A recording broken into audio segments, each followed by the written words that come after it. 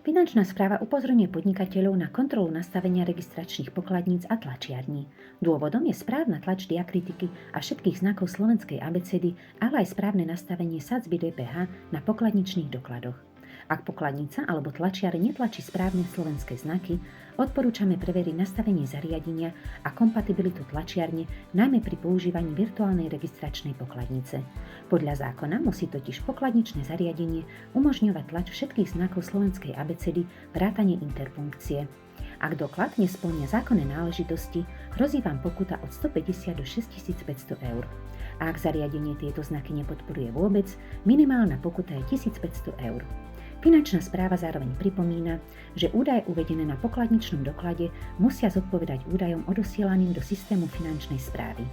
Ak teda používate registračnú pokladnicu, odporúčame skontrolovať si nastavenie tlače. Pre viac tipov a informácií nás nezabudnite sledovať.